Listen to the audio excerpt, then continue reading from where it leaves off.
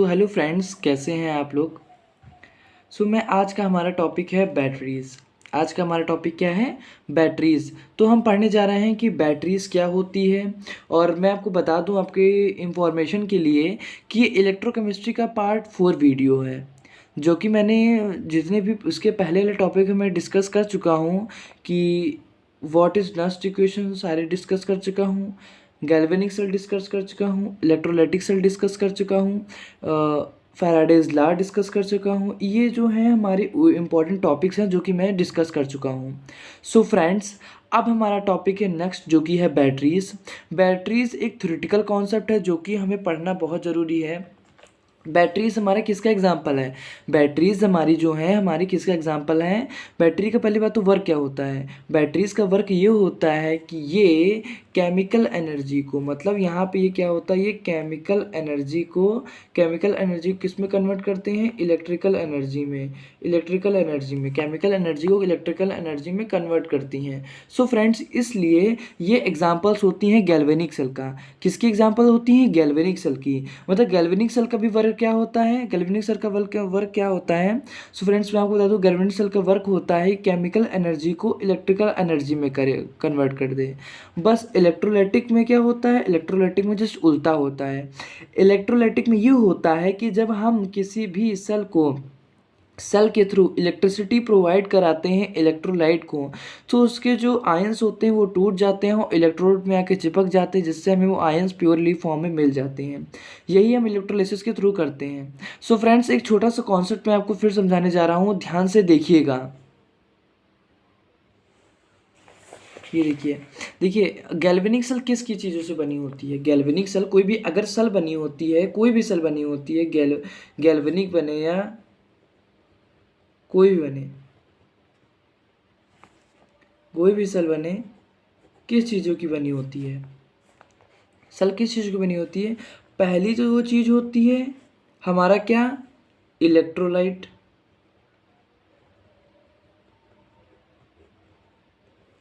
दूसरी हमारी वो क्या है? दो इलेक्ट्रोड होते हैं, जो कि एक इलेक्ट्रोड कहलाता है कैथोड और तीसरा हमारा क्या कहलाता है? एनोड। तो कोई भी सेल होती है इन तीनों के कॉम्बिनेशन से बनी होती है। जस्ट लाइक दिस, यहाँ पे हमने इसमें लिया, अगर हम गैल्वेनिक सेल ड्रॉ कर रहे हैं तो एनिशियंट वाली अगर हम गैल्वेनिक सेल यूज़ कर रहे हैं तो इसमें एक ऐसे रॉड होती थी, और मॉडर्न वाली में तो सब कंबाइंड हो गया, और यहाँ पे एक सॉल्ट ब्रिज लगा रहता था, ठीक है। और यहीं पे ये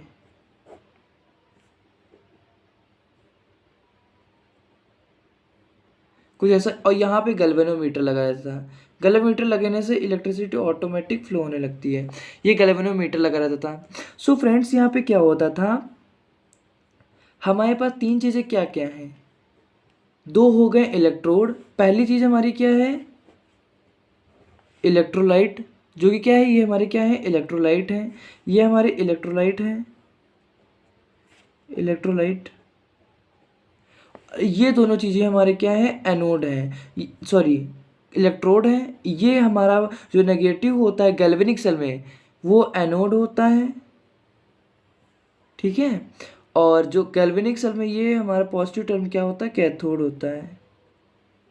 तो कोई भी सेल किन चीज़ों से बनी होती है? एक कैथोड और एनोड से, तीसरा इलेक्ट्रोलाइट से। और इलेक्ट्रोलाइटिक सेल में क्या होता है? इलेक्ट्रोलाइटिक सेल में क्या होता है कि एक ऐसे ली रहते हैं और दोनों इलेक्ट्रोड एक ही इलेक्ट्रोलाइट में, सेम इलेक्ट्रोलाइट में डिप करते हैं। गैल्वेनिक सेल में क्या होता है? इलेक्ट्रोलाइट डिफरेंट रहते हैं। जिस जिस एलिमेंट का इलेक्ट्रोड होगा उसी एलिमेंट के कंपाउंड का क्या होगा? इलेक्ट्रोलाइट होगा। जैसे ये हमने इलेक्ट्रोड कॉपर का लिया तो इसी एलिमेंट का कंपाउंड लेंगे, जस्ट लाइक कॉपर सल्फेट।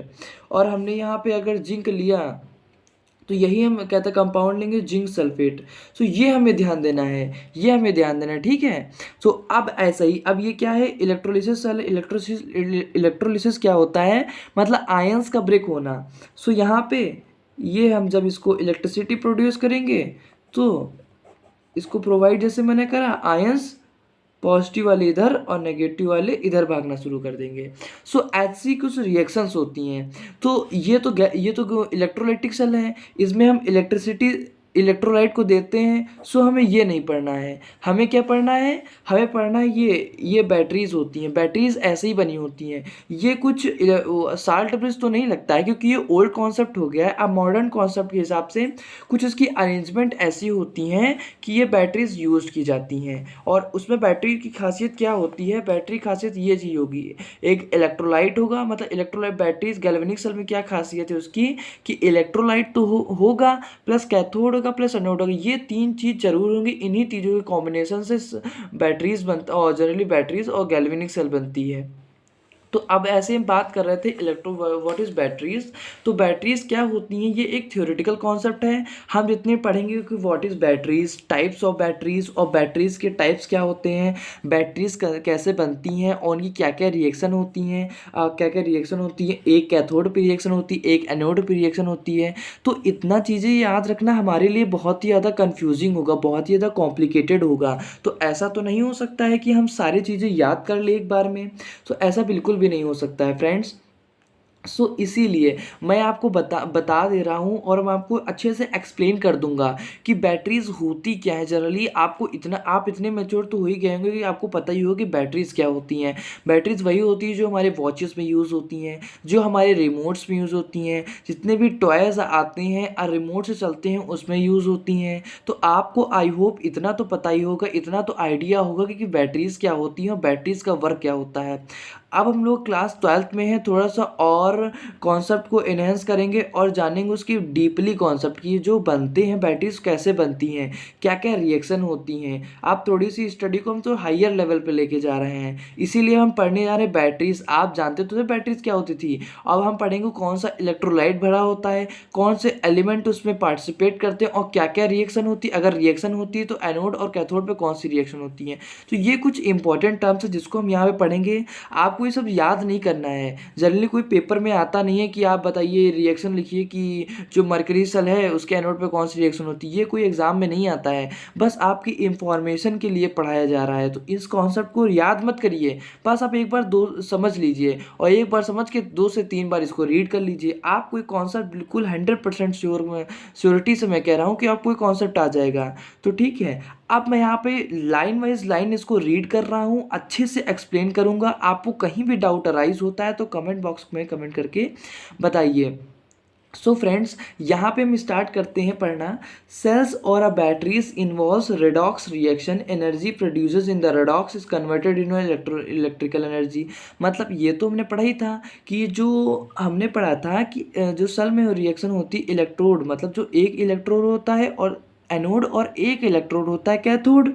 तो एक एनोड में हाफ सेल रिएक्शन होती है और एक कैथोड में हाफ सेल रिएक्शन होती है। तो दोनों इलेक्ट्रोड को मिला के एक कंप्लीट सेल रिएक्शन बनती है। उसी कंप्लीट सेल रिएक्शन को हम लोग क्या बोलते हैं, रेडॉक्स रिएक्शन। मेरी बात ध्यान से सुनिए, गौर करके ध्यान दीजिएगा कि एक एनोड में होता है हाफ सेल रिएक्शन, एक कैथोड में होता है हाफ सेल रिएक्शन। तो दोनों को कॉम्बिनेशन से क्या बनता है, कंप्लीट रिएक्शन। दोनों के कॉम्बिनेशन से क्या बनता है, कंप्लीट रिएक्शन। उसी कंप्लीट के रिएक्शन को हम लोग क्या बोलते हैं, रेडॉक्स रिएक्शन। उसी कंप्लीट रिएक्शन को क्या बोलते हैं, रेडॉक्स रिएक्शन। कैथोड में होता है रिडक्शन, एनोड में होता है ऑक्सीडेशन। तो ऑक्सीडेशन प्लस रिडक्शन क्या कहलाता है, रेडॉक्स रिएक्शन। ऑक्सीडेशन देखिए RED मतलब रिडक्शन और OX मतलब ऑक्सीडेशन, इसलिए रेडॉक्स रिएक्शन इसे हम कहा गया है। तो ये कॉन्सेप्ट पढ़ना हमारे लिए बहुत ही ज़्यादा इंपॉर्टेंट है। मतलब जनरली बैटरीज क्या होती हैं, बैटरीज भी केमिकल एनर्जी को इलेक्ट्रिकल एनर्जी में कन्वर्ट करती हैं। किसकी हेल्प से, रेडॉक्स रिएक्शन करके। ठीक, इतना कॉन्सेप्ट आपका क्लियर हुआ। अब अगर आपका इतना कॉन्सेप्ट क्लियर हुआ तो हम अब फिर 1 बाई स्टेप पढ़ेंगे, बिल्कुल 1 बाई स्टेप, कहीं भी कोई डाउट नहीं होगा। एक स्टेप बाई एक पढ़ेंगे। आप बैटरीज समझ लिए, आप पढ़ेंगे हम types of batteries. Types of batteries यहाँ पे हम पढ़ेंगे प्राइमरी सेल्स, सेकेंडरी सेल्स और फ्यूल सेल्स क्या होती हैं। प्राइमरी सेल्स क्या है, प्राइमरी मतलब प्राइमरी लेवल की सेल्स, सेकेंडरी सेल्स मतलब सेकेंडरी लेवल की सेल्स, और फ्यूल मतलब आप समझ सकते होंगे फ्यूल, फ्यूल क्या होता है, ईंधन, तो इसी सेल्स। ठीक है, अब हम स्टार्ट करते हैं प्राइमरी सेल्स से, बिल्कुल बेसिक से स्टार्ट करें, बिल्कुल बेसिक से, कि जिसको कुछ भी नहीं आता वो भी आज यहाँ की वीडियो अगर देख रहा है तो बैटरीज तो समझ जाएगा कि बैटरीज क्या होती हैं। तो फ्रेंड्स अब हम बिल्कुल बेसिक से स्टार्ट कर रहे हैं, कि कंफ्यूज मत होइएगा, बिल्कुल जितना मैं पढ़ाते जा रहा हूँ लाइन वाइज लाइन पढ़ते चाहिए, आपको 100% बैटरी समझ में आ जाए क्या होता है। तो ये रही बैटरी, मतलब अब ये टाइप्स है बैटरी की। फर्स्ट जो कि है प्राइमरी सेल्स है, इसे हम लोग कहते हैं प्राइमरी बैटरीज भी कहते हैं सकते हैं। प्राइमरी बैटरीज क्या होती हैं, in primary cells the redox reaction occurs only once, मतलब जो रेडॉक्स रिएक्शन होती है सिर्फ एक बार होती है, मतलब प्राइमरी जो बैटरी होती है नॉन रिचार्जेबल होती है, मतलब एक बार यूज़ तो यूज़ ख़त्म, अब कुछ नहीं बचा। एक बार अगर हमने बैटरीज को यूज़ कर लिया, उसकी एनर्जी को एक बार कंज्यूम कर लिया, तो उसको हम दोबारा यूज़ नहीं कर सकते हैं, वो इसको फिर हम फेंक दे, वो मेरे लिए बेकार हो गई है। सो इसीलिए कह रहा है कि जो उस बैटरीज में रेडॉक्स रिएक्शन होती है वो सिर्फ एक बार होती है, दोबारा नहीं होती है। ठीक है, तो only once it then become dead, तब ये क्या हो जाती है, डेड हो जाती है, तब ये डेड हो जाती है। And can not B recharged again, तब इसको हम दोबारा इसको रिचार्ज नहीं कर सकते हैं, we can not be recharge again this battery. Okay, then the voltage drop to zero, इसकी जो वोल्टेज क्या होती है, जनरली वोल्टेज ही तो एनर्जी को बताती है, मैंने आपको बताया था पार्ट 2 वीडियो में, बहुत ही अच्छे से एक्सप्लेन कर दिया था कि वोल्ट क्या होता है, वोल्ट क्या होता है, मैंने पार्ट 2 वीडियो में बहुत ही अच्छे से समझाया कि वोल्टेज क्या होता है। ठीक है, मैंने आपको बताया था कि अगर वोल्टेज नहीं होगा तो इलेक्ट्रॉन नहीं फ्लो होंगे, अगर इलेक्ट्रॉन नहीं, अगर वोल्टेज क्या होता है, पोटेंशियल डिफरेंस जनरली जो डेवलप होता है, अगर पोटेंशियल डिफरेंस नहीं होगा तो इलेक्ट्रॉन नहीं फ्लो होंगे, अगर इलेक्ट्रॉन ही नहीं फ्लो होंगे तो इलेक्ट्रिसिटी कैसे प्रोड्यूस होगी। तो यही इसीलिए अब वोल्टेज जब रेडॉक्स रिएक्शन नहीं होती है तो क्या होता है, वोल्टेज ड्रॉप जीरो हो जाता है। अब तो बिल्कुल, अब तो कुछ ही नहीं हो सकता अगर वोल्टेज ड्रॉप जीरो हो गया। तो इसे ही ये क्या हो सकती है, ये कौन कौन सी ड्राई सेल होती हैं, और mercury cell are the primary voltaic cell, primary voltaic cell. तो ड्राई सेल होती हैं, प्राइमरी सेल कौन कौन सी होती है, अगर आपसे पूछे कि प्राइमरी सेल का एग्जांपल बताइए, देखिए मैंने आपको इतना सिखा दिया कि प्राइमरी सेल क्या होती हैं। प्राइमरी सेल वो सेल होती हैं जो नॉन रिचार्जेबल होती हैं, जो कभी रिचार्ज नहीं हो सकती हैं, अगर एक बार ख़त्म, एक बार उनकी एनर्जी ले ली गई तो वो डेड हो जाती हैं और उनका वोल्टेज जीरो होता है। ठीक, आपने कहा ठीक, हम तो ये तो समझ गए कि प्राइमरी सेल्स क्या होती हैं, लेकिन आप पूछेंगे ऐसी कौन सी वो सेल कौन कौन सी होती हैं, उनके कुछ एग्जाम्पल देंगे, तो उनके एग्जाम्पल है ड्राई सेल और मर्क्यूरी सेल। अब हम पढ़ेंगे ड्राई सेल क्या होता है, मर्क्यूरी सेल क्या होता है, ड्राई सेल कैसे वर्क करती हैं, कौन सी रिएक्शन होती है, उसे क्या कंप्लीट रिएक्शन होती है, कैसे बनता है। अब हम पढ़ने जा रहे हैं डिटेल से ड्राई सेल। तो मैंने आपको बताया कि आपको याद नहीं करना है कि ये सब क्या है, बस एक बार इसको रीड करते जाइए, और रीड करते करते आप बस समझते जाइए, आप 100% समझ जाएंगे कि क्या होता है। ठीक है, तो अब यहाँ पे है ड्राई सेल। ड्राई सेल क्या होता है, it is a compact form of Leclanche cell. Leclanche cell का ये कॉम्पैक्ट फॉर्म है। It consist of a zinc container, ये जिंक कंटेनर को कंसिस्ट करता है, जैसे मैंने आपको बताया था galvanic cell, modern galvanic cell, modified galvanic cell, उसमें क्या होता था, आउटर मोस्ट लेयर होती थी उसी की। तो अब zinc container having a moist paste of ammonium chloride, zinc container के पास क्या होता है, मॉइस्ट पेस्ट होता है जिंक अमोनियम क्लोराइड का एंड जिंक क्लोराइड का, दो होते हैं moist paste. The container zinc acts at anode, जो हम जिंक होता है जनरली इलेक्ट्रॉन को लूज करता है, जो वहाँ पे क्या होता है ऑक्सीडेशन, सो यहाँ पे नेगेटिव क्या होता है, एनोड होता है। The container is lined with the porous paper which separate zinc from the part but allows the ions to pass through it। मतलब क्या होता है, वहाँ एक पोरस पेपर जो सेपरेट होता है, जो कि दोनों इलेक्ट्रोलाइट को सेपरेट करने का काम करता है, जैसे हम मॉडिफाइड गैल्वेनिक सेल में पढ़ रहे थे। तो क्या होता है, दो इलेक्ट्रोलाइट को मिक्स होने से बचाता है और जो आपस में रिएक्शन करने से रोकता है। तो पोरस पेपर जो यहाँ पे होता है यूज़ होता है। ठीक, a graphite rod is placed in the centre. एक ग्रेफाइट रॉड, ग्रेफाइट क्या होती है, जनरली जिस पेंसिल की जो नोक होती है वो ग्रेफाइट की बनी होती है, तो ग्रेफाइट की बनी होती है। सो कुछ ऐसा कुछ यहाँ भी होता है। A graphite rod is placed in the centre and acts at cathode. एक सेंटर पे ग्रेफाइट की रॉड प्लेस्ड होती है जो कैथोड का वर्क करती है। मैंने आपको बताया था जैसे एवरडे का एक सेल आता है, एवरडे का एक सेल आता है तो उसमें बीच में कुछ ऐसा लगा रहेगा। मैं आपको यहाँ पे बता दे रहा हूँ, छोटा सा बना के बता रहा हूँ, समझिएगा। यहाँ पे कुछ सेल ऐसा बने रहेगा और ये पोरस पेपर से सेपरेट रहेगा और इसके अंदर कुछ ऐसी ये जो होगी रॉड भरी रहेगी, कुछ ऐसी ये रॉड भरी रहेगी, ठीक है। ये कुछ ऐसी रॉड भरी रहेगी, तो इसका कुछ ऐसा, और ये ऊपर कुछ कैप ऐसा लगा रहेगा, ये कुछ कैप ऐसा लगेगा रहेगा और ये ऐसा करने लगेगा। यहाँ पे कोई मटेरियल अलग भरा रहेगा और यहाँ पे कोई मटेरियल अलग भरा रहेगा, ठीक है। यहाँ पे कोई मटेरियल, मैं आपको जूम करके समझाने की कोशिश कर रहा हूँ, शायद आपको समझ में आ जाए।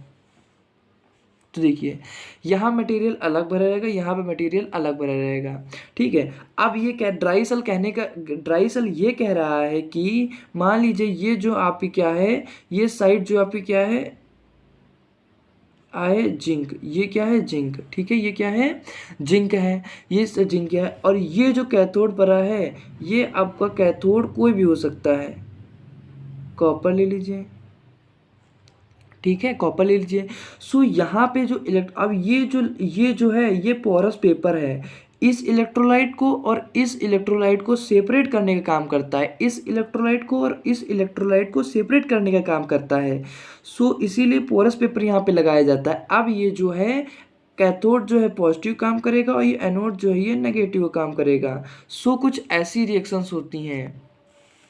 सो आप यहाँ पे देख सकते हैं, तो यही ड्राई सेल होता है। अब मैंने आपको समझा दिया है। It is surrounded by the MnO2 and carbon. ये जो MnO2 मतलब मैंगनीज डाइऑक्साइड और कार्बन से सराउंडेड रहता है, ठीक है। अब नेक्स्ट पेज पे पढ़ते हैं इसकी। सो यहाँ पे अब ये है एट एनोड, एनोड मतलब नेगेटिव पे क्या रिएक्शन होती है, जिंक जो सॉलिड होता है वो अपने इलेक्ट्रॉन को लूज कर देता है, Zn+2 कंटेन कर लेता है। सो यहाँ पे ऑक्सीडेशन ऐसे करता है। कैथोड पे क्या होता है, मैंगनीज डाइऑक्साइड और अमोनियम आयन प्लस इलेक्ट्रॉन लेकर के अमोनियम जो मैंगनीज हाइड्रोक्साइड बना लेता है यहाँ पे मैंगनीज, और यहाँ पे अमोनिया गैस रिलीज हो जाती है। सो यहाँ पे रिडक्शन हो जाता है। कुछ रिएक्शन ऐसी है नोट पे देखिए, मैंने आपको समझा तो वही यहाँ पे देखिए स्ट्रक्चर बना है, मैंने आपको जो समझाया था वही देखिए यहाँ पे स्ट्रक्चर बना है। ये जो होता है पॉजिटिव चार्ज कंटेन रखता है और इसके जो आउटर वाली लेयर होती है नेगेटिव चार्ज कंटेन करती है। ये इसका जो है वो जिंक कंटेनर जो है एनोड है, और ये पोरस पेपर है लाइनिंग हुआ, और ये ग्रेफाइट की रॉड है जो कि कैथोड ऐसा वर्क कर रही है। ये wet paste of ammonium chloride और जिंक क्लोराइड है। सो कुछ ऐसा एस्टिमेट हमें यहाँ देखने को मिलता है जो कि मैंने आपको नेक्स्ट पेज पे प्रीवियस पेज पे एक्सप्लेन किया था। सो आई होप आपको ये ड्राई सेल समझ में आया होगा। और सॉरी थोड़ी सी और इंफॉर्मेशन हम पढ़ते हैं ड्राई सेल के बारे में। सो यहाँ हम देखते हैं during use zinc container is consumed and holes start. आप देखिए इसके यहाँ से इसका डिसएडवांटेज भी इसको हम पढ़ सकते हैं। During use the zinc container is consumed and holes start appearing in it, these holes are responsible for the linkage and the battery dry cell not have a long life. इसका मतलब है कि ये रिएक्शन हो करके इनके जो porous paper मान लीजिए यहाँ पे छेद होना शुरू हो जाते हैं। जब छेद होना शुरू हो जाती है इसकी इलेक्ट्रिकल एनर्जी, इसकी जो एनर्जी जो है पोटेंशियल एनर्जी वो वैसे भी डिक्रीज करी, तो इलेक्ट्रोलाइट जो होते हैं लीक करने लगते हैं। सो जो ऐसी रिएक्शन होती है वो स्टॉप हो जाती है, इसीलिए जो सेल होती है डेड हो जाती है, इसीलिए इसका डिसएडवांटेज है। तो इसमें पोटेंशियल कितना होता है 1.25 वोल्ट से 1.5 वोल्ट तक। सो इसका पोटेंशियल डिफरेंस होता है। अब हम पढ़ेंगे मरकरी सेल कि मरकरी सेल होती क्या है। मरकरी सेल क्यों नाम पड़ा, आपको सोचना चाहिए मरकरी सेल क्यों नाम पड़ा। मरकरी सेल इसलिए नाम पड़ा क्योंकि इसमें मरकरी कहीं ना कहीं एलिमेंट होगा। तो it is used in the wrist watches, मतलब रिस्ट मतलब कलाई की जो वॉचेस मतलब कलाई में जो घड़ी पहने जाती हैं। आपको छोड़िए एकदम टेबलेट टाइप कुछ होती है, टेबलेट टाइप होती हैं सेल्स, टेबलेट टाइप सेल्स होते हैं। टेबलेटाइज जो सेल्स होते हैं वही मरकरी सेल्स होते हैं। सो आप देखे होंगे कि जो आपकी घड़ी होती है जनरली वो ऐसे कुछ सेल्स पड़े होते हैं, तो वही बताने कह रहा है watches, hearing ads, moving cameras etcetera में जो यूज़ होते हैं वो कौन से होते हैं, मरकरी सेल्स होते हैं। अब हम पढ़ेंगे बनते कैसे हैं।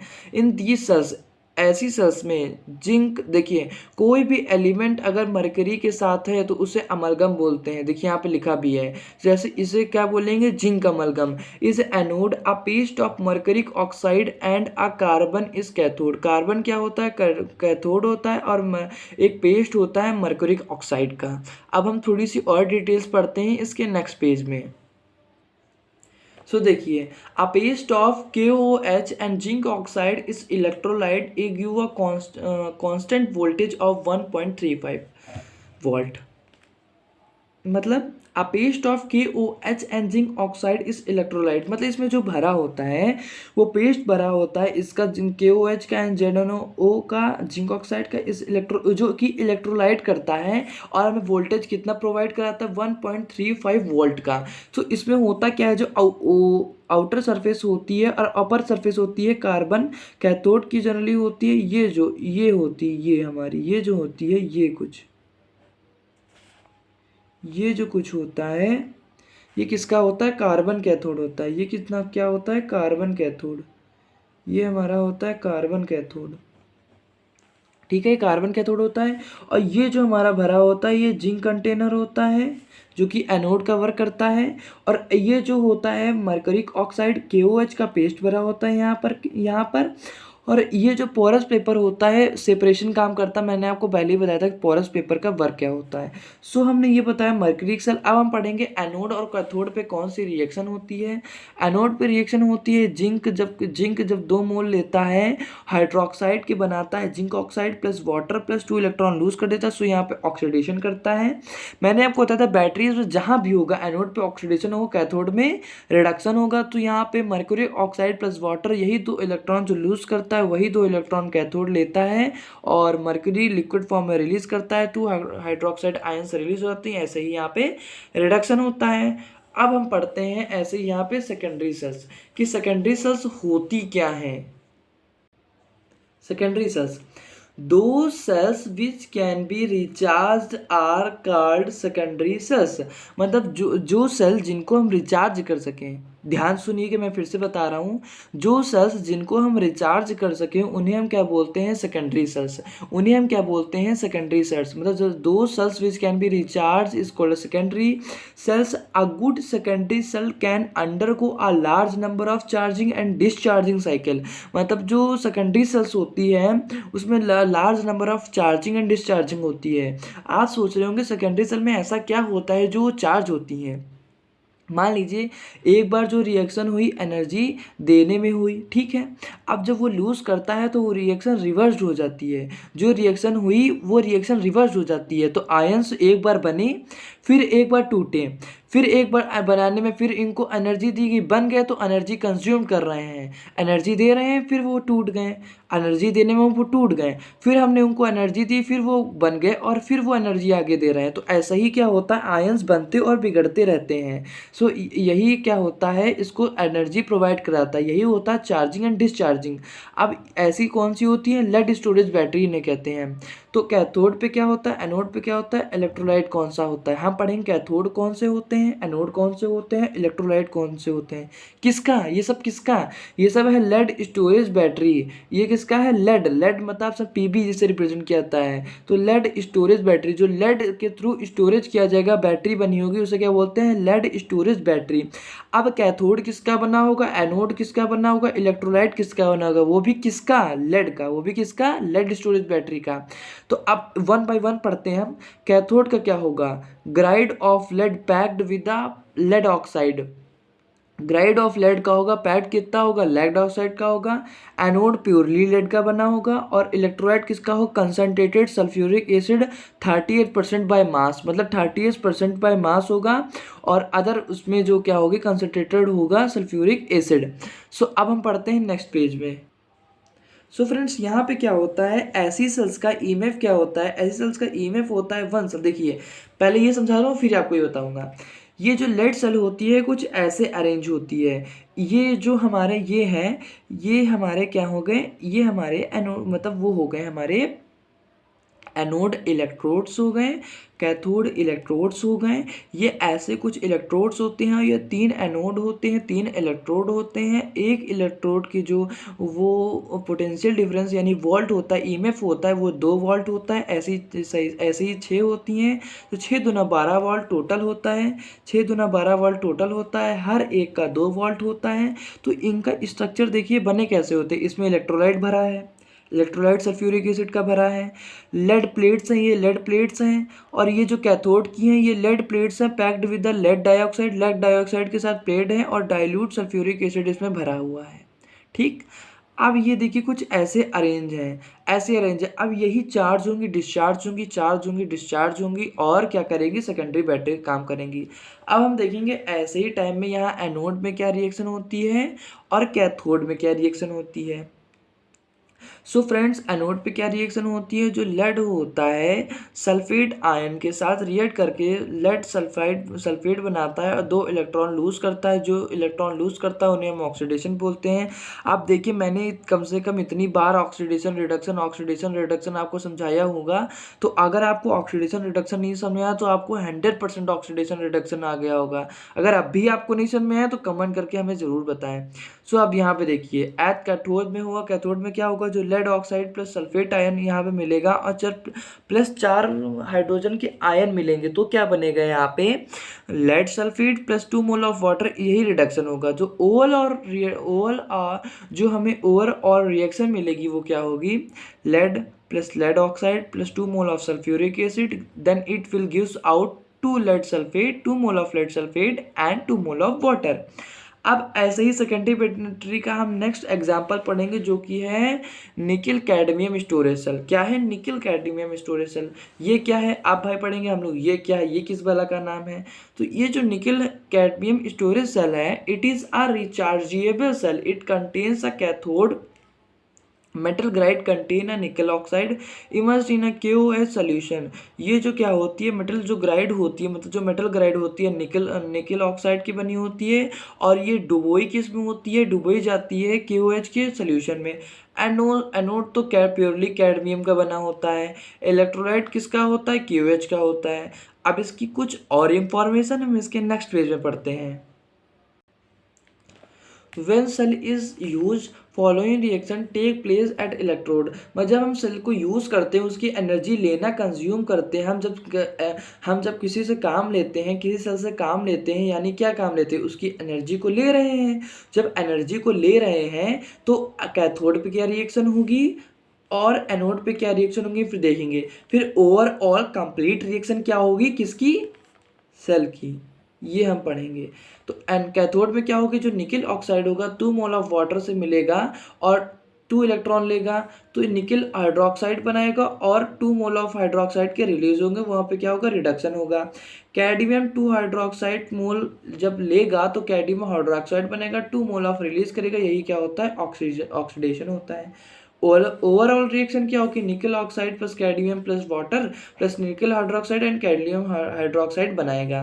अब ऐसे क्या होता है, पढ़ने की कोशिश करेंगे। Since during use only water is consumed as electrolyte is voltage remain only constant. इसमें क्या होता है, इसका वोल्टेज रिमेन कांस्टेंट होता है, और जो इसके इलेक्ट्रोलाइट होते हैं ओनली वाटर, उसका जो इलेक्ट्रोलाइट में होता है वाटर कंज्यूम किया जाता है। The products formed stick to the electrodes, जो इसके ऐसे टाइम पे जो प्रोडक्ट्स बनते हैं वो इस इलेक्ट्रोड में आकर चिपक जाते हैं। द सेल इज रिचार्जेबल, जो ये सेल है रिचार्जेबल है। During recharging the reaction are exactly reverse, मतलब जो रिएक्शन हमें एनर्जी लेने में हम जो रिएक्शन यूज़ कर रहे होंगे, तो रिचार्ज करते समय उसकी मतलब जब वो डिस्चार्ज होती है तो रिएक्शन उसकी रिवर्स हो जाती है, और जब हम उसको रिचार्ज करते हैं। No gaseous product is form during the use. देखिए हाँ, अगर हम गैसियस लेते हैं, अगर हमें गैसियस कोई प्रोडक्ट निकलता है तो सेल तो पैक होती है, अगर गैस भरेगा तो बैटरी क्या हो जाएगी, फूल जाएगी। इसीलिए no gaseous product is form during the use of the cell, therefore, क्योंकि इसीलिए battery is sealed and made compact, it is used in the calculators and the electronics watches. EMF of the cell is about 1.4 volt.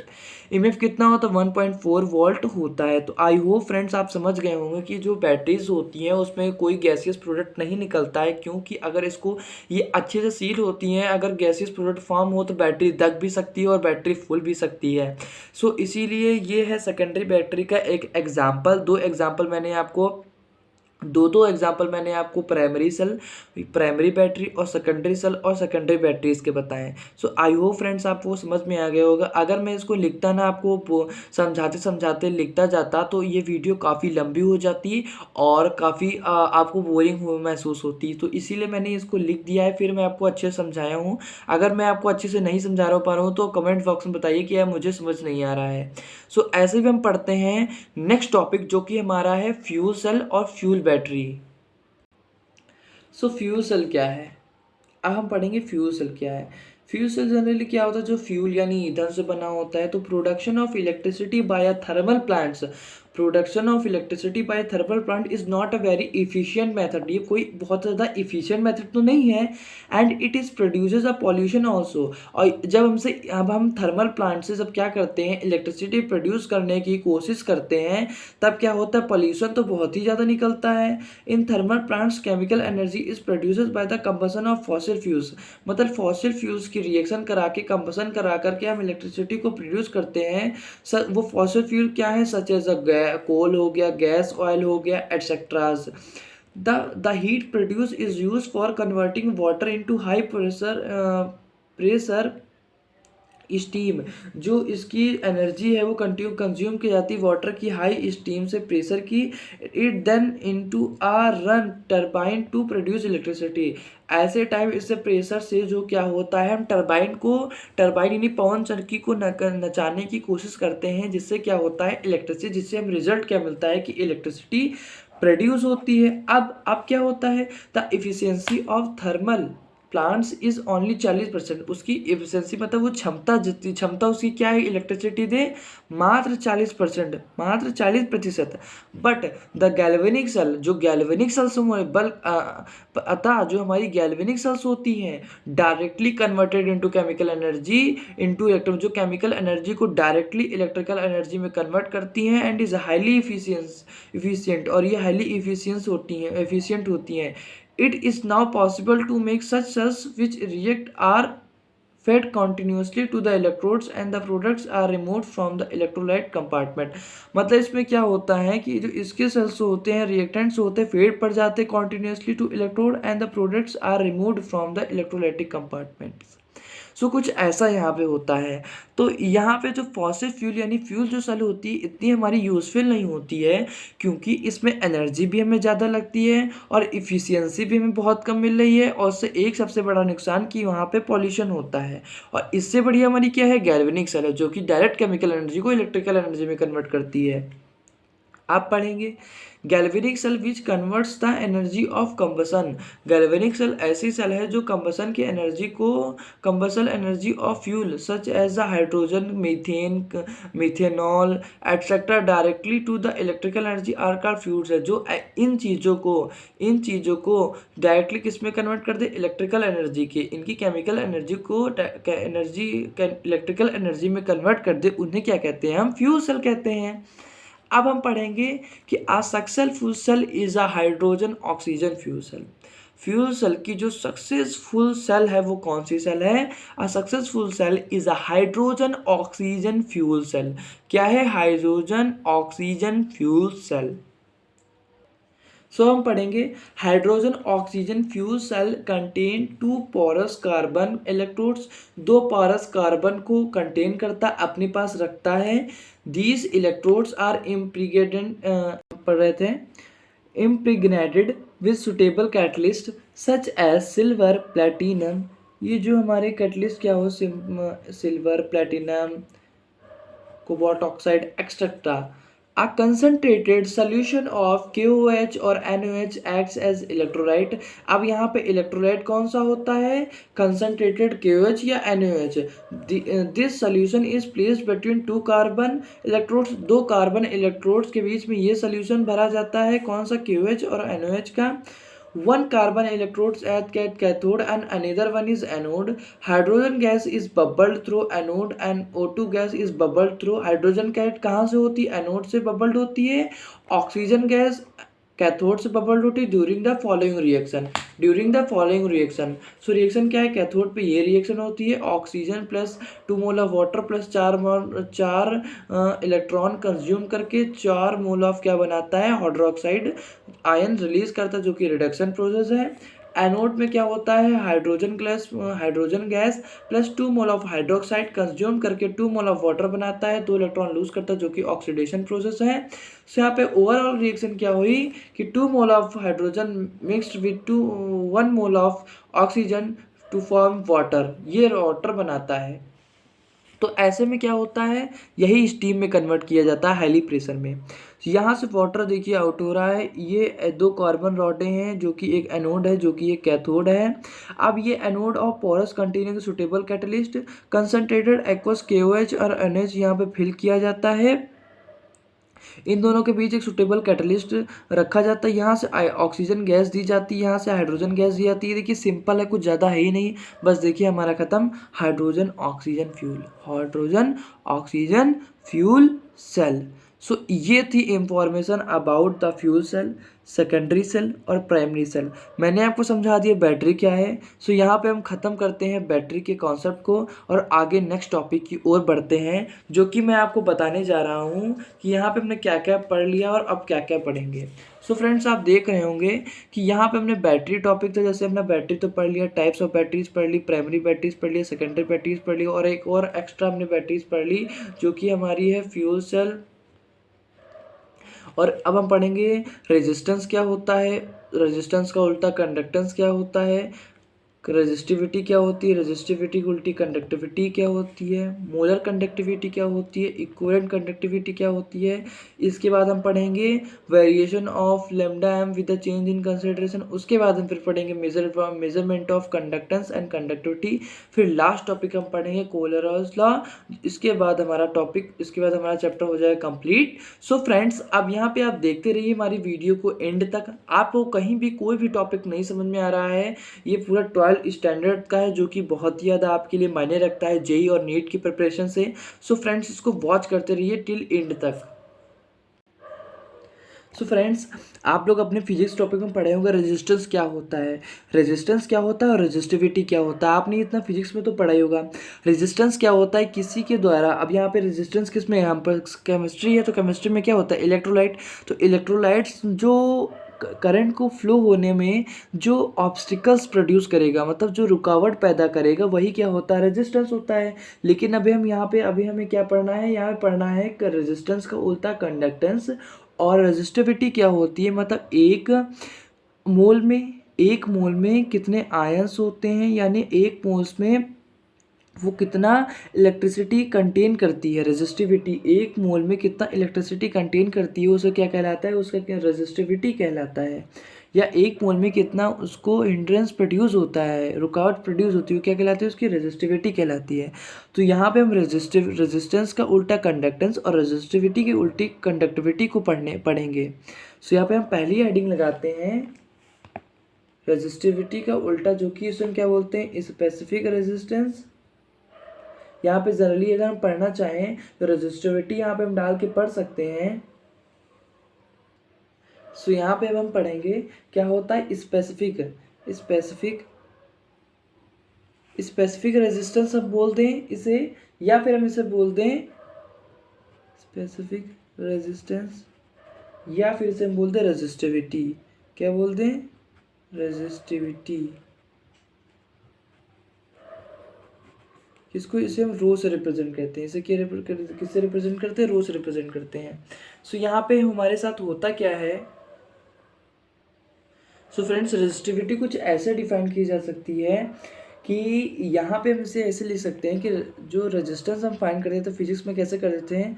Row is equals to L by A. और अब इसको हम ये find करना है, तो ये इसको हम ऐसे कुछ कर सकते हैं R इज इक्वल्स टू, इसको हम ये कुछ ट्रांसफ़र कर सकते हैं. यहाँ पे अगर हम ट्रांसफ़र करें, सो यहाँ पे हम इसे इसे नीचे भेजेंगे, तो यहाँ पे रो आएगा रो आएगा, इसको हम कुछ ऐसा कर लेते हैं, यहाँ पे अगर आर है तो यहाँ पे रो आएगा और is equal to L by A आएगा। अब इस आर को यहाँ पे भेजते हैं 1/रो is equal to L by R A, और अब इसको हम क्या कर देंगे, पढ़ देंगे। So rho is equal to हमें क्या आ गया, आर ए बाई एल। तो हमें रो कुछ ये मिला, रो हमें कुछ ये मिला। सो फ्रेंड्स हमें रो कुछ ये मिला है। सो इसको हम जानेंगे क्या होता है। ये हमारा रो निकल के आया, ठीक है। रो क्या है हमारा, रो हमारा क्या है, ये हमारा रो है, रेजिस्टिविटी है, आर हमारा रेजिस्टेंस है, और ए हमारा एरिया है इलेक्ट्रोड का, एल हमें क्या है, जो उसके बीच की सेपरेशन डिस्टेंस है। मतलब एल हमारा क्या है, यहाँ पे एल हमारा क्या होगा, उसके बीच की सेपरेशन डिस्टेंस। मैं आपको बताने जा रहा हूँ छोटा सा कॉन्सेप्ट जो कि आपके लिए बहुत इंपॉर्टेंट है। आप किसी सोल्यूशन में दो इलेक्ट्रोड लेते थे कुछ ऐसे,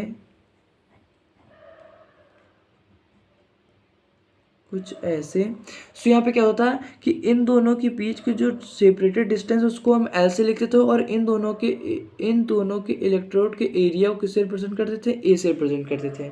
रिप्रेजेंट करते क्या, अब यही हम लोग पढ़ेंगे। तो इन दोनों के बीच की जो डिस्टेंस होती है उसे हम एल से लिखते हैं, और इन दोनों की एरिया को किससे लिखते हैं, हम ए से लिखते हैं। सो फ्रेंड्स इसीलिए ये जो कोई भी सेल होगा, इन दोनों की एरिया, इन दोनों इलेक्ट्रोड की एरिया और इन दोनों के इलेक्ट्रोड के बीच की जो डिस्टेंस होगी वो कांस्टेंट रहती है। क्या रहती है, कांस्टेंट रहती है। इसीलिए हम L बाई ए को क्या कहते हैं, सेल कांस्टेंट। इसीलिए हम क्या कहते हैं इसको, A बाई ए को सेल कांस्टेंट क्या बोलते हैं, सेल कांस्टेंट। नहीं समझ में आया आपके तो एक बार फिर से सुनिए। कोई भी सेल हो तो उसकी दो इलेक्ट्रोड के बीच की डिस्टेंस कांस्टेंट रहती है। कोई भी सेल हो दो इलेक्ट्रोड के बीच की डिस्टेंस कांस्टेंट रहती है, और उसकी एरिया भी कांस्टेंट रहती है। इसीलिए इन दोनों के रेशियो क्या बोलते हैं, सेल कांस्टेंट। इन्हीं दोनों के रेशियो को क्या बोलते हैं हम लोग, सेल कांस्टेंट बोलते हैं, जो कि अब हम आगे पढ़ेंगे, जो कि हमारे लिए बहुत ही ज़्यादा इम्पॉर्टेंट है। क्या है, जो बहुत ही ज़्यादा इम्पॉर्टेंट है, जो कि हम इसको पढ़ने की कोशिश करेंगे। सो फ्रेंड्स अब आप समझ ही गए होंगे कि स्पेसिफिक रेजिस्टेंस क्या है। पर यूनिट पे जो इलेक्ट्रिसिटी कंज्यूम करता है, मतलब पर यूनिट क्या, मान लीजिए कि वो 100 ml का इलेक्ट्रोलाइट है, तो 1 ml में जितनी इलेक्ट्रिसिटी कंज्यूम करता है पर यूनिट मतलब क्या होता है, यूनिट मतलब होता है एक यूनिटी पे जो कंज्यूम करता है, वही क्या होती है, उसकी रेजिस्टिविटी होती है। तो मैंने स्पेसिफिक रेजिस्टेंस आपको डिफाइन कर दिया है, इसकी SI यूनिट में आपको यहाँ पे बता दूँ क्या होता है। फिर नेक्स्ट टॉपिक पे बढ़ते हैं हमें, और फिर उसकी हमारी होती है unit ohm metre. So I hope friends आप इसको समझ गए होंगे। तो अब हम बढ़ते हैं अपने नेक्स्ट टॉपिक में, जो कि हमारा अपना नेक्स्ट टॉपिक है कंडक्टेंस। क्या है हमारा, कंडक्टेंस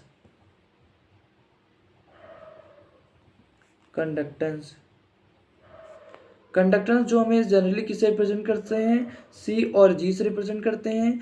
देखिए रेजिस्टिविटी का उल्टा कंडक्टिविटी, उल्टा मतलब रेसिप्रोकल, और रेजिस्टेंस एन सारा रेजिस्टेंस का रेसिप्रोकल कंडक्टेंस। इसे क्या किससे रिप्रेजेंट करते हैं, G से और C से। तो इसे हम लिख सकते हैं, इसे अगर लैंग्वेज में लिखना चाहें तो it is equal to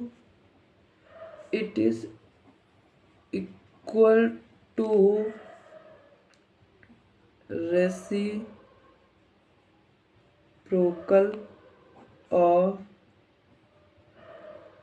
resistance R। Okay, so equal to reciprocal of resistance R, इसको हम G से रिप्रेजेंट करते हैं, तो इसे 1/, हम R लिख सकते हैं, इसे हम R लिख सकते हैं। अब आप लोग पूछेंगे इसकी यूनिट क्या होती है, इसकी SI यूनिट क्या होती है। तो फ्रेंड्स रेजिस्टेंस की यूनिट क्या होती थी, ओम। सो आपको पता है कोई भी चीज़ नीचे से ऊपर जाती है तो जो साइन होगा उसका चेंज कर लेती है। सो यहाँ पे इसकी पावर क्या होती है, पॉजिटिव, तो पावर से क्या हो जाएगी, नेगेटिव। तो इसको हम क्या लिख सकते हैं, ओम इनवर्स, या फिर इसको ऐसे लिखना चाहें तो ओम इनवर्स इसको हम ऐसे लिख सकते हैं, या फिर ओम का उल्टा इसको हम लोग कुछ ऐसे लिख सकते हैं, मोह, ओम को मोह, और एस फॉर सीमेन भी लिखते हैं हम लोग इसको।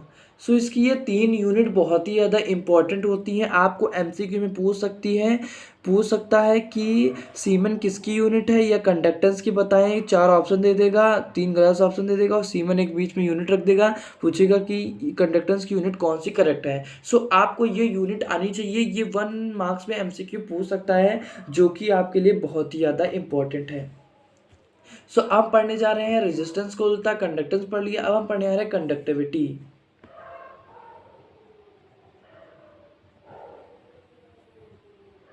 कंडक्टिविटी मैंने आपको बताया कि किसका उल्टा होता है, जैसे हम स्पेसिफिक कंडक्टिविटी भी कह सकते हैं। कंडक्टिविटी तो किसका होता है, शॉर्ट फॉर्म में लिख दिया, रेसिप्रोकल ऑफ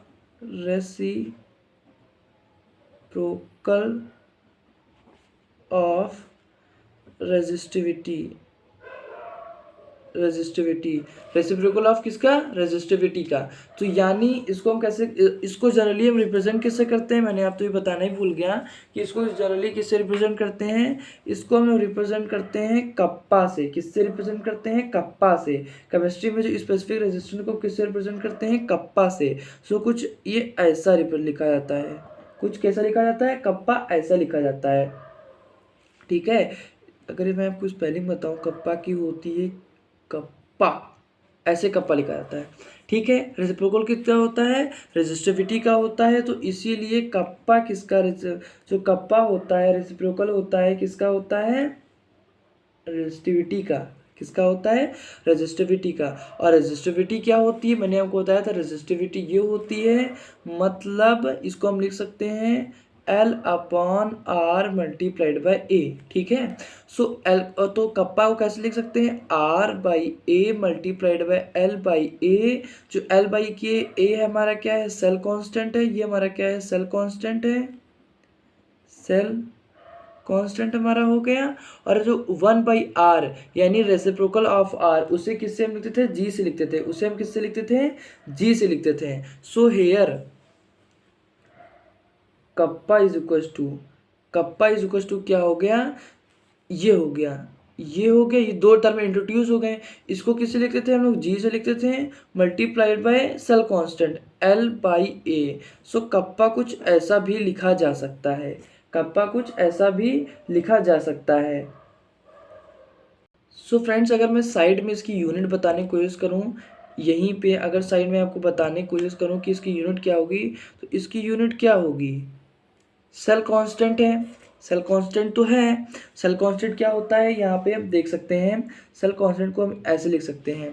जी हमारा क्या है, रेसिप्रोकल है। तो मैंने आपको बताया था किसका रेसिप्रोकल है, रेजिस्टेंस का। रेजिस्टेंस की मैंने बताई थी, इसके यानी कंडक्टेंस है ये।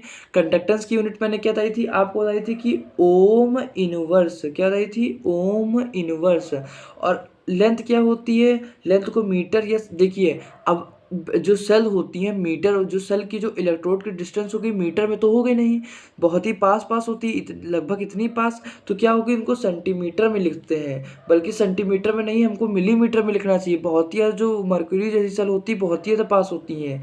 तो यहाँ पे अब एरिया कितने में, सेंटीमीटर स्क्वायर में होती हैं। सो स्क्वायर से ये सेंटीमीटर कटा तो हमें क्या मिला, ओम इनवर्स सेंटीमीटर इनवर्स। सो हमें कुछ ऐसा मिला। सो हमारी ये यूनिट हुई फ्रेंड्स, ये हमारी यूनिट हुई। अगर और हम यूनिट लिखना चाहें तो हम साइड में लिखे दे रहे हैं, और हमारी यूनिट हो सकती हैं, और हमारी यूनिट हो सकती हैं, जैसे सीमेन किसकी थी, कंडक्टेंस की थी। मैंने अभी आपको बताया, जस्ट अभी क्या कहता कि अगर एमसीक्यू में आ सकता है। और इसकी क्या हो गई, सेंटीमीटर इनवर्स। सो ये कुछ लास्ट हो सकती है, लास्ट इसकी ये यूनिट है, ये कुछ इसकी यूनिट है। ओम को हम इसके सिंबल से रिप्रेजेंट कर सकते हैं। सो ये 2 बहुत ही ज़्यादा इंपॉर्टेंट यूनिट हैं, इसको कभी मत भूलिएगा, जनरली एमसीक्यूज में आती हैं, और ये हमारे लिए बहुत ही ज़्यादा इंपॉर्टेंट है। सो हमने अभी तक क्या पढ़ा, स्पेसिफिक रेजिस्टेंस पढ़ा कि स्पेसिफिक रेजिस्टेंस क्या होता है। स्पेसिफिक रेजिस्टेंस इसलिए पढ़ा क्योंकि इसकी मदद से ही हमने कंडक्टिविटी निकाली, इसकी ही मदद से हमने कंडक्टिविटी निकाली, इसलिए हमने पढ़ा। स्पेसिफिक रेजिस्टेंस क्या होता है, resistance equals to rho multiplied by L I A, ये हमारा क्या है, सेल कांस्टेंट है। सेल कांस्टेंट क्यों कहा जाता है, मैंने आपको इसके रीज़न बताया। अब इसको रो निकाला तो rho is equals to R A by L आया, where L A is the cell constant. मैंने आपको बताया इसकी यूनिट क्या हुई स्पेसिफिक रेजिस्टिविटी की, ओम मीटर। अब हम हमने पढ़ा कंडक्टेंस क्या होता है, रेसिप्रोकल ऑफ रेजिस्टेंस, और रेजिस्टेंस का रेसिप्रोकल है तो इसकी यूनिट क्या हुई, ओम इनवर्स। या फिर इसे हाइफन है, पर मत पढ़िएगा इसे, ठीक है, हाइफन है ये, इसको चाहे कॉमा से भी लिख लीजिएगा आप, ओम इनवर्स, या फिर ऐसे ओम इनवर्स लिख सकते हैं, या मो या सीमेन, इसकी कंडक्टेंस की यूनिटी। फिर हम पढ़े रेसिप्रोकल ऑफ कंडक्टिविटी, जैसे कप्पा से एक स्पेसिफिक साइन लिखा गया जिसे कप्पा से रिप्रेजेंट करते हैं। So 1 rho reciprocal of rho, reciprocal of किसका, रो का क्या होता है, कप्पा। अब रो को क्या लिख सकते हैं हम लोग, R A by L, where L A by is cell constant. इसको हमने स्प्लिट कर लिया, स्प्लिट करके 1/r क्या आया, हमें क्या कंडक्टेंस आया जिसको हम जी से रिप्रेजेंट करते हैं। एल एक हमारा कांस्टेंट है, इसकी यूनिट हमने यहाँ से निकाली, इसे कंडक्टेंस को ओम इनवर्स से लिखते थे, एल बाई ए की निकाली सेंटीमीटर इनवर्स, तो ओम सेंटीमीटर इनवर्स ये एक यूनिट निकली, और सीमन सेंटीमीटर इनवर्स एक ये यूनिट निकली। तो मैंने जो भी अभी तक आपको पढ़ा एक समराइज करा दिया है ताकि आप कॉन्सेप्ट भूले ना और अच्छे से समझते रहें। अब हम नेक्स्ट टॉपिक पढ़ते हैं, मोलर कंडक्टिविटी।